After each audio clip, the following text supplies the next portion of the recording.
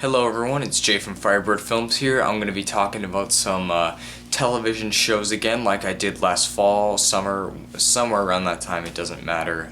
The reason why I wanted to start doing reviews again is because, one, I have hardly any content coming out, and two, my friend Michael has a YouTube channel now called Silver Knight Productions. Hopefully I do not forget to put the annotation there. He's going to be doing movie reviews, short films, the same stuff that I do, but it'll be very different from my channel, so I definitely think you should check that out. Subscribe to his channel. Thank you very much. If you didn't, you're an asshole. So without further ado, I'm going to be talking about The Flash Season 2. Now, as you all probably know by now, you probably have no idea, but I'm a huge fan of The Flash. I've been reading the comics. I loved the first season of the show. I loved the 90s show.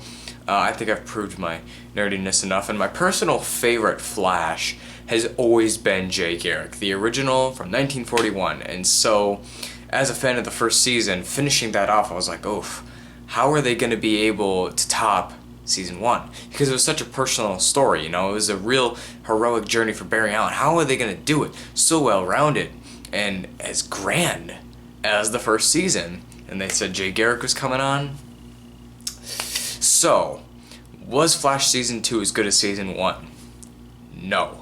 Was it a great season, though? Hell yes. Was it better than Arrow Season 4? Yeah.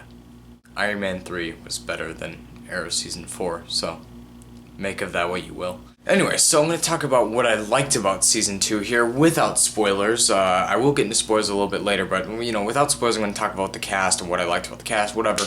Grant Gustin, as usual, is fantastic as Barry Allen. One thing I loved is that they improved a lot on Iris's character this season. I felt that she was kind of the weak link of Season 1, where they improved her a lot here. She, you know, sometimes she really didn't need to be there, but, you know, whatever. She was still a strong character, and I liked her this time. So then there was also, you know, the rest of the cast: Cisco, Caitlin, whatever, you know, Joe.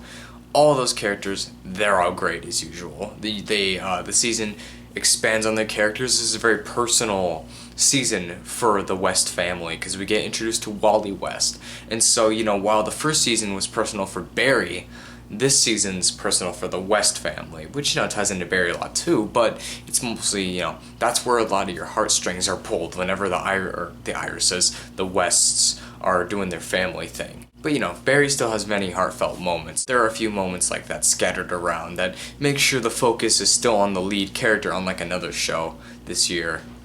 So let's talk about some of the new additions we got this season. First of all, we'll talk about Earth 2 Harrison Wells. Now, you know, Earth 1 fake Harrison Wells, I was Eobard Thawne in Flash Season 1. He was evil, but this guy is just a douche. So even Cisco said that. And, you know, at first I really wasn't into this guy. I was like, you know, I mean, I understand the direction they're taking, just not sure if I like it very much. But by the end of the season, I really liked Earth 2 Harrison Wells. I mean, I just like having Tom Cavanaugh around because he's just great as Harrison Wells. You know, I noticed that there are some shows where they'll create original characters and they'll actually, like, be really cool, interesting characters. And this is one of those cases. Harrison Wells, since the beginning, has been a really interesting character to follow. His daughter, she's attractive, like every other girl on any CW show, I suppose. Moving on. Wally West, at first, he was kind of a brat. Kind of reminded me of Anakin in Attack of the Clones, mostly.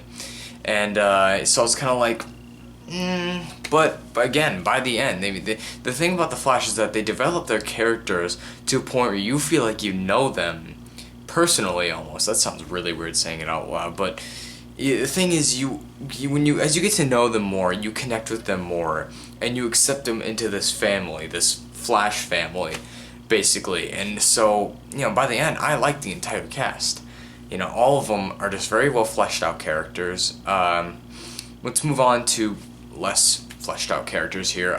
Jay Garrick, as I said in the beginning of the video, Jay Garrick's my favorite speedster. My favorite speedster ever. So of course I was rather skeptical with Teddy Sears, a younger guy, playing the role, but when he came around and at the end of episode 1 and, you know, gave us a chance to get to know him in episode 2, I really liked him. I really like this guy. You just see him in his outfit and everything. His Jay Garrick costume is awesome. Made it look cool.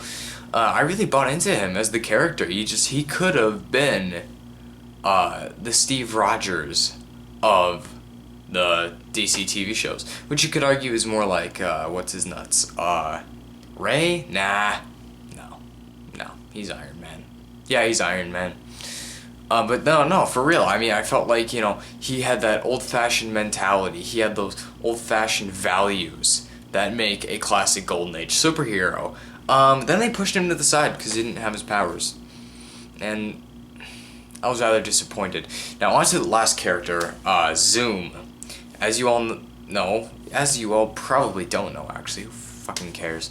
I really like the Reverse Flash. The Reverse Flash is not only in the show, but in the comics, one of my favorite supervillains ever. And he was portrayed excellently last season and this season. If you watch season 1, Matt Letcher briefly played Eobard Thawne, the Reverse Flash, and in this season he got to play him once more, and that episode was one of my favorites of the entire season. His acting was phenomenal. He had that intensity. He looks exactly like comics Eobard Thawne. He just perfect. And so, being such a big fan of the Reverse Flash, I was like, who is this Zoom guy? Is it Eddie? Speculation is going around for a while.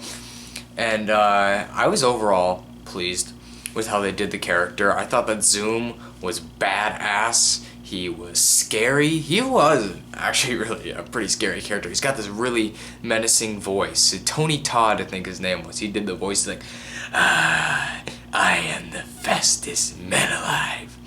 It's not remotely scary because it's me saying it, but when you see the actor, you hear the actor's voice, and you see that black suit and everything, you can tell the dude means business. I thought the reveal for who it was, that was interesting. I liked how it, followed the comics and everything. That's the thing I love about this show. And while I don't like him as much as the Reverse Flash, still, Zoom was an awesome villain. But I hope for Season 3 they don't just do another speedster. I want to see a more unique villain. A big issue for me this season, though, really I could just go from characters and do this entire review, is some of the other villains, like except Zoom. Some of the original villains they try to bring in this season were kind of bad. I was really disappointed that we didn't get Mirror Master.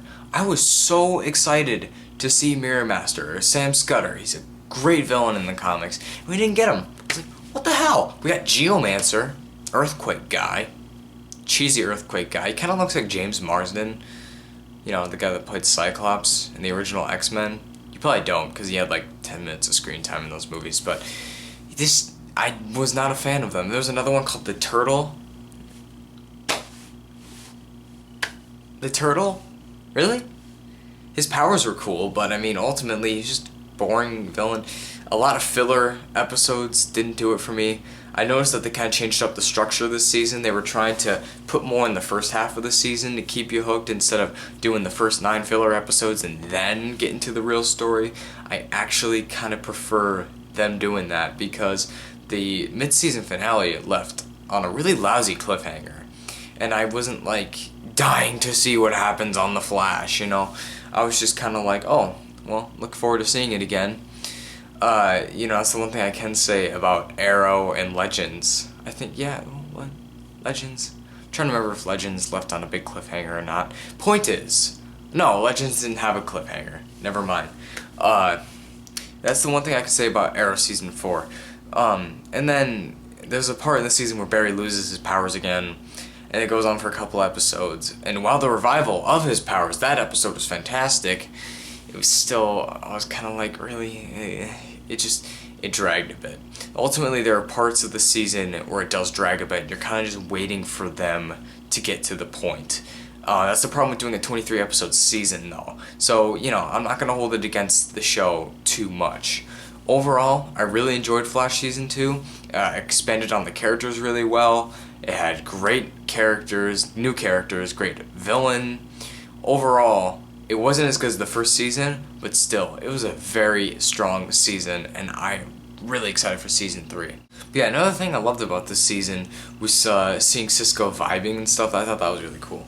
I thought his powers were really well expanded upon.